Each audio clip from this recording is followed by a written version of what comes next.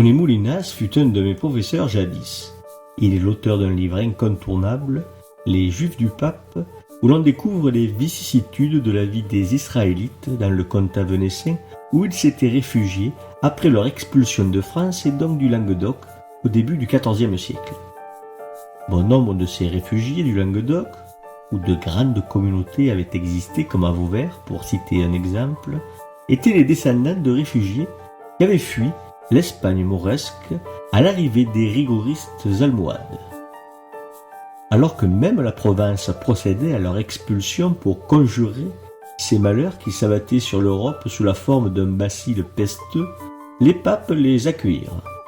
Cette ouverture d'esprit n'est pas à mettre automatiquement sous le vocable de la générosité, même si la charité chrétienne n'est pas à écarter. La politique était déjà très complexe et il s'agissait bien ici de politique, de manipulation, de plans sur la comète et d'intérêts bien pesés. Mais prenons l'histoire au début. Dès le XIIIe siècle, les Juifs vivent un peu partout dans le comtat venaissin, quelques familles à Sainte-Cécile, plusieurs dizaines à Avignon, Cavaillon, Carpentras. Ils sont obligés de se distinguer des chrétiens par une marque, une rouelle jaune placée sur leurs vêtements. Ils vivent en général au plus près de la synagogue, mais les choses étant ce qu'elles sont, tous ne peuvent pas prétendre à cette facilité et bon nombre vivent ailleurs en ville.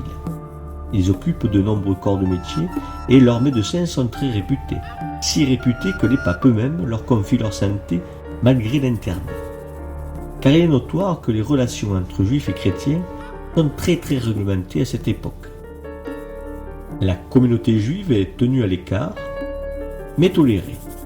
Cette situation va se dégrader avec la crise du XIVe siècle qui, de fil en aiguille, mesure après mesure, en passant par l'expulsion avortée de la fin du XVIe siècle, aboutira à la création des ghettos juifs fermés à clé et à la multiplication des humiliations envers ceux-ci.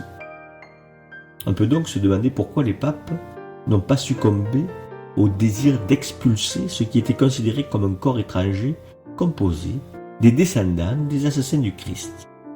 Pour une part, ils gardèrent ces communautés juives qui avaient été concentrées à Carpentras, Lisle, Avignon et Cavaillon pour l'édification des chrétiens, pour qu'ils aient sous les yeux le sort que réservait Dieu à ceux qui avaient été l'assassin de son fils et qui continuaient de se perdre dans une religion dévoyée.